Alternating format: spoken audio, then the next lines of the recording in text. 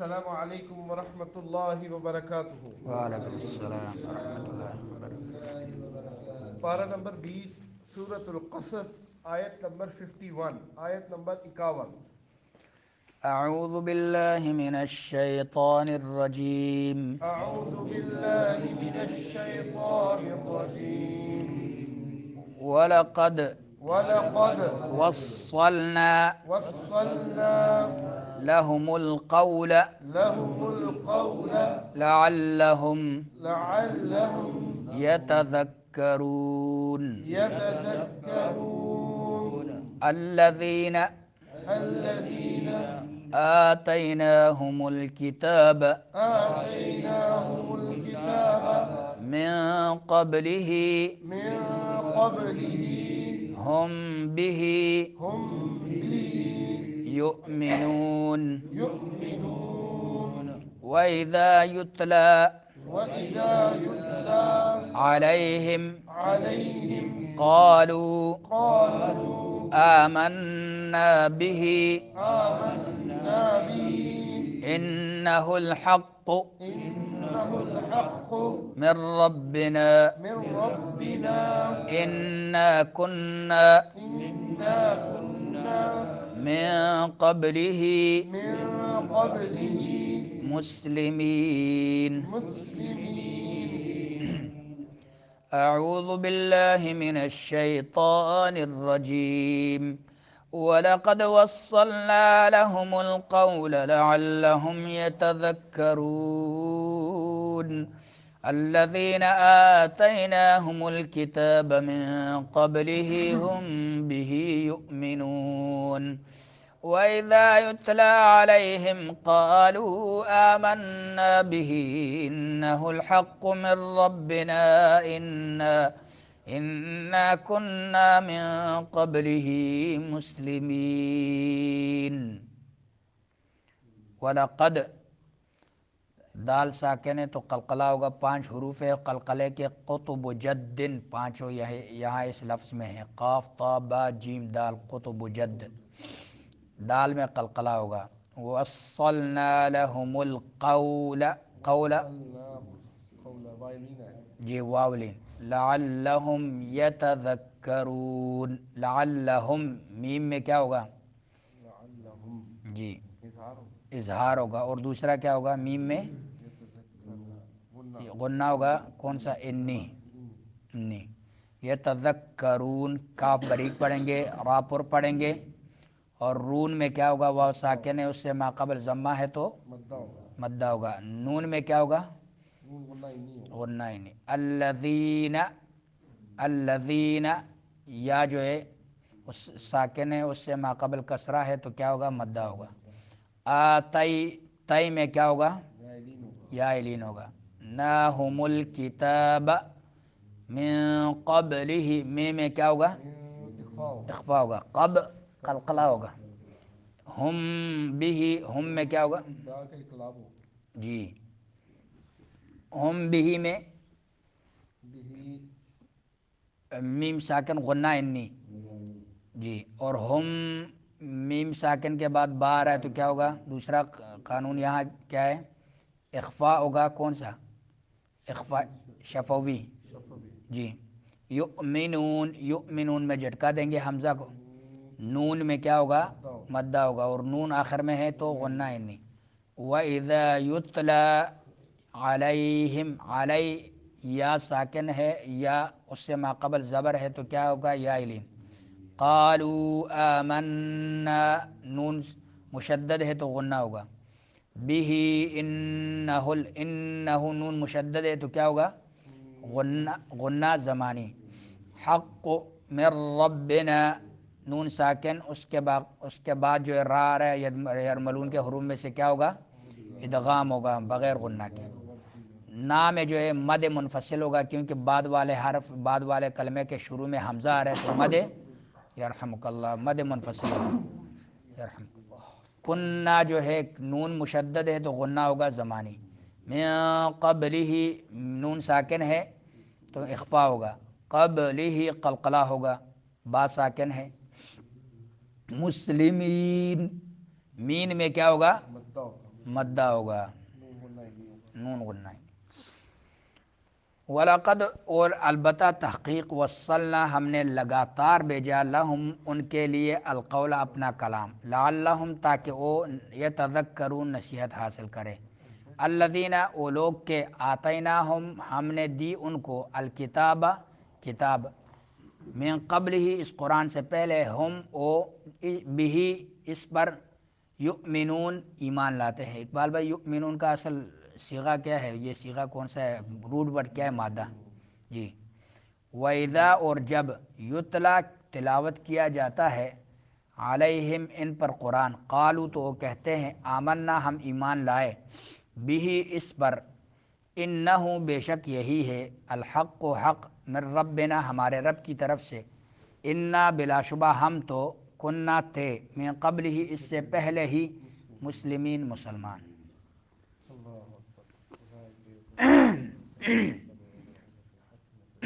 وَلَقَدْ وَصَّلْنَا جی اقبال بھائی مادہ اصل اس کا ہے آمن یومن، ہاں آمن یومن ایمان، ہاں وَلَقَدْ وَصَّلْنَا لَهُمُ الْقَوْلَ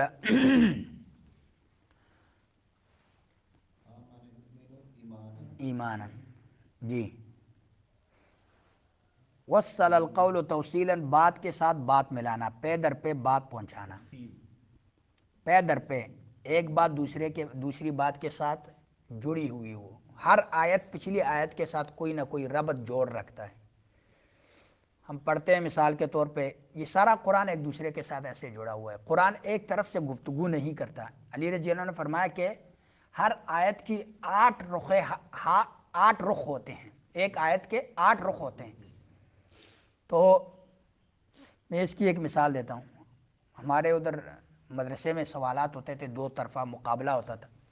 تو ایک دن سوال ہوا کہ سورۃ الناس اور سورۃ فاتحہ کے درمیان ربط کیا ہے، جوڑ کیا ہے؟ یہ آخری صورت ہے اور وہ پہلی صورت ہے، اور قرآن میں تو اللہ نے فرمایا کہ یقیناً ہم نے اس کلام کو جڑا ہوا ہے، ملایا ہوا ہے ایک دوسرے کے ساتھ، تو یہ کیسے ملتا ہے؟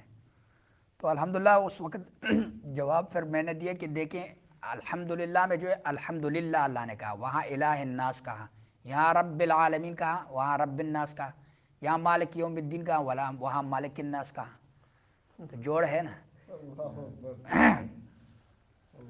تو سارا قرآن ایسے ایک دوسرے کے ساتھ جڑا ہوا ہے، ہر آیت جڑی ہوئی ہے دوسری پچھلی آیت کے ساتھ۔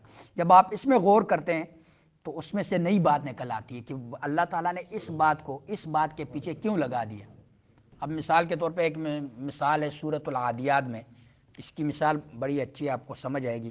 سورۃ العادیات میں اللہ تعالیٰ فرماتے ہیں کہ والعادیات ضبحا فالموریات قدحا، وہاں اللہ تعالیٰ 4-5 قسمیں اٹھاتا ہے کہ ایک قسم اٹھاتا ہے کہ قسم ہے سر پر دوڑنے والے گھوڑوں کی ہانپتے ہوئے، پھر آگ نکالنے والوں کی سم مار کر، پھر حملہ کرنے والوں کی صبح کے وقت، پھر وہ اڑاتے ہیں اس وقت غبار، پھر وہ درمیان میں جا گھستے ہیں اس وقت دشمن کی جماعت میں۔ پھر آخر میں فرمایا یقیناً انسان اپنے رب کا بڑا ہی ناشکرا ہے۔ سر پر دوڑنے والے گھوڑوں کی قسم، جب وہ ہانپتے ہیں، جب آپ اپنے گھوڑے کو مالک اس کو کوڑا مارتا ہے تو یہ اتنا فرما بردار ہوتا ہے کہ اپنے مالک کے اس ایک کوڑنے کی وجہ سے فل سپیڈ میں نکلتا ہے، اور اتنا سپیڈ کہ پاؤں سے چنگاریاں نکلتی ہیں نالوں سے، اس کے پاؤں کے نیچے نال سے، اور سینے سے آواز نکلتی ہے، ہانپتا ہے اور گرد و غبار اڑاتا ہے، اتنا سپیڈ۔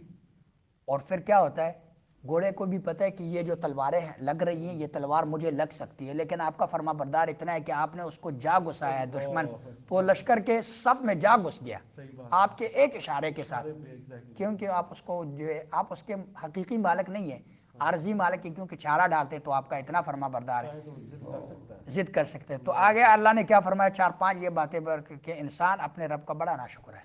کیا ربط ہوا؟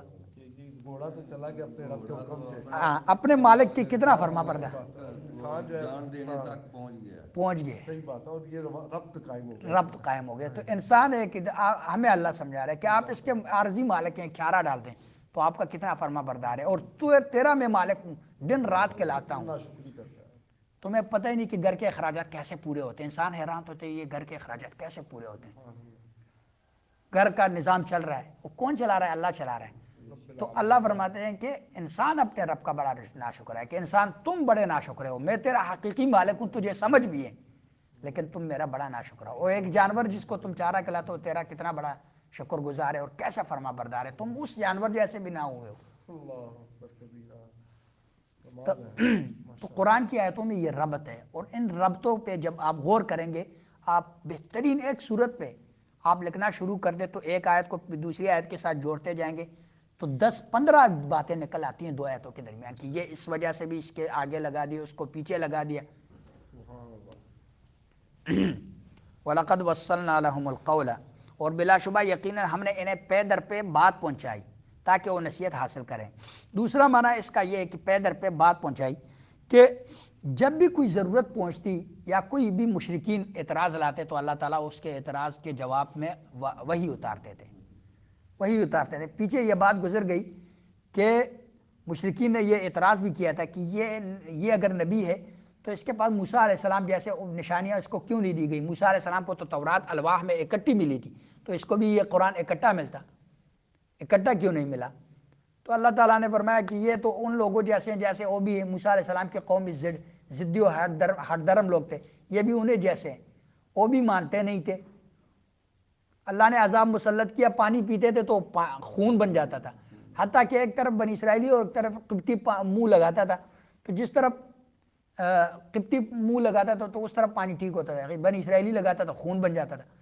جوؤں کا اللہ تعالیٰ نے ان پہ جوئیں مسلط کر دیے مینڈکوں کی شکل میں، جگہ جگہ مینڈک. تو یہ اللہ تعالیٰ نے والدم اور خون، والدم آیات مفصلہ، یہ اللہ فرماتے ہیں یہ ان کے لیے ایک معجزات تھے اور آیات تھی واضح، لیکن وہ پھر بھی سمجھتے نہیں تھی. ابو جہل نے آپ صلی اللہ علیہ وسلم سے کہا کہ آپ نبی ہیں تو چلو معجزہ دکھائے. کیا معجزہ دکھاؤں؟ کہتا ہے آسمان میں، کس زمین میں؟ کہا آسمان میں. چاند کو 2 ٹکڑے کر دیا، اللہ کے نبی صلی اللہ علیہ وسلم نے اشارہ دیا، 2 ٹکڑے ہوئے. تو انہوں نے ان ھذا الا سحر مستمر، کہا کہ یہ تو ایسا جادو ہے کہ آسمانوں پہ بھی اثر کر رہا ہے، اتنا تلخ جادو ہے. یہ الفاظ تھے ان کے. الذین آتیناہم الکتاب من قبلہ، وہ لوگ جنہیں ہم نے اس سے پہلے کتاب دی وہ اس پر ایمان لاتے ہیں.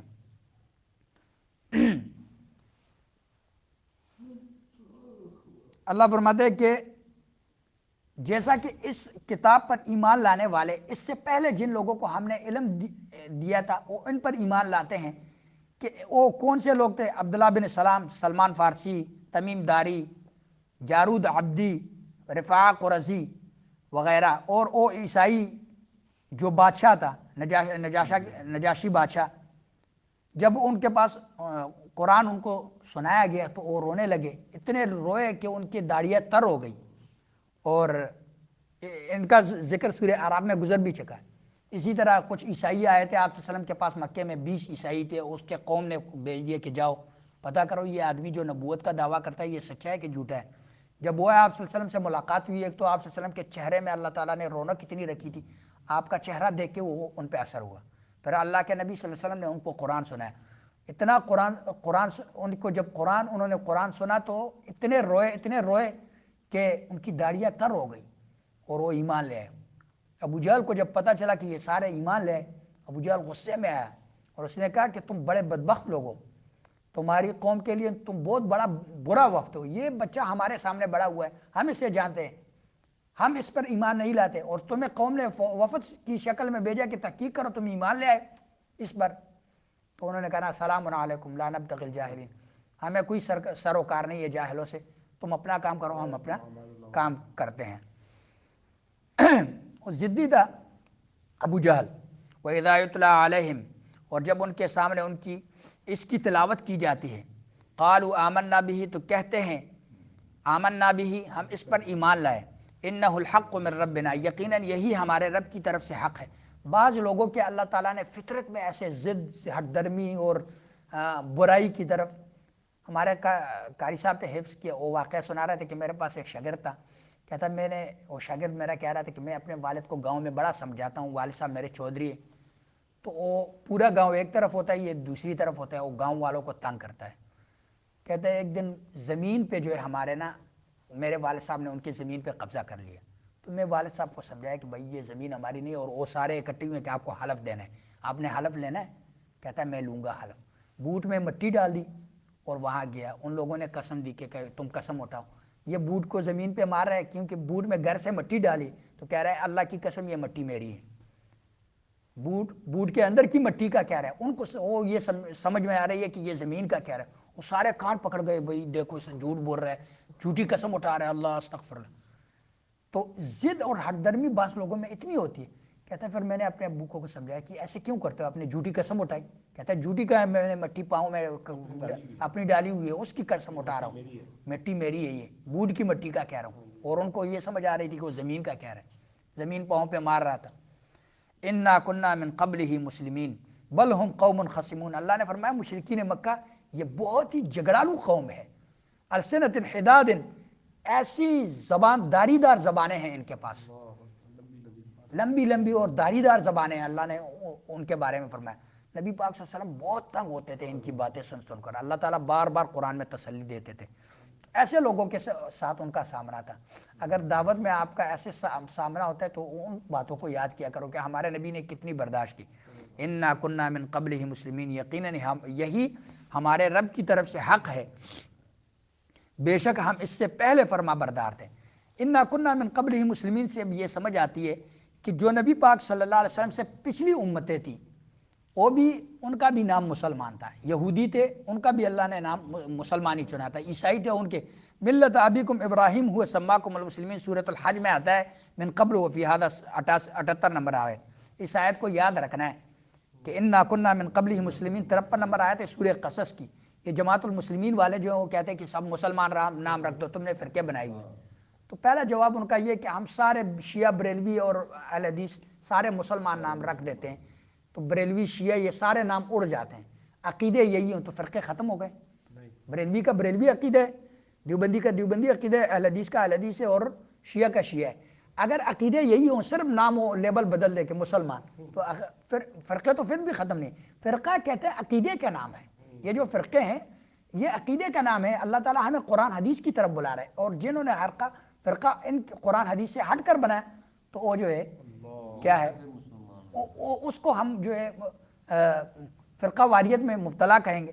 تو یہاں اللہ تعالیٰ نے فرمایا کہ جو عیسائی تھے اور یہودی تھے ان کا بھی نام اللہ، ابراہیم علیہ السلام نے نام یہ چنا ہوا ہے، تو ابراہیم علیہ السلام کے بعد عیسائی بھی آئے، یہودی بھی آئے، لیکن اس کے باوجود اللہ نے ان کو یہودی کہہ کر پکارا، عیسائیوں کو نصارہ کہہ کر۔ تو کیا اللہ تعالیٰ فرقوں میں ان کو بانٹ رہا تھا؟ حالانکہ ان کا نام تو مسلمان چنا ہوا تھا اللہ تعالیٰ نے۔ تو عیسائی کو عیسائی کہہ کر اور یہودی کو یہودی کہہ کر اللہ تعالیٰ ان کو پکار رہا ہے کہ ان کی یہ پہچان تھی، ان کی یہ پہچان تھی۔ یہودی جو ہے یہوذا ان کا باپ تھا، اس کی اولاد کی طرف جو ہے نسبت ہے، اور نصارہ جو ہے عیسائی وہ مدد کرنے والے، چونکہ عیسیٰ علیہ السلام کے کچھ مددگار بن گئے تھے، وہ جب قتل ہو رہا تھا عیسیٰ علیہ السلام کا تو ان میں سے 10-11 آدمی مدد کے لیے کھڑے ہوئے، تو اس وجہ سے ان کا نام نصارہ پڑ گیا۔ تو مسلمان اللہ تعالیٰ نے ان کو نہیں کہا مسلمان، یہودی کہا اور نصارہ کہا، اس کے باوجود کہ اللہ تعالیٰ نے ابراہیم علیہ السلام نے نام مسلمان ان کے لیے بھی چنا ہوا تھا۔ تو مسلمان لفظ سے جو ہے یہ فرقے ختم نہیں ہوتے ہیں۔ اللہ سے دعا ہے کہ اللہ سمجھنے اور عمل کرنے کی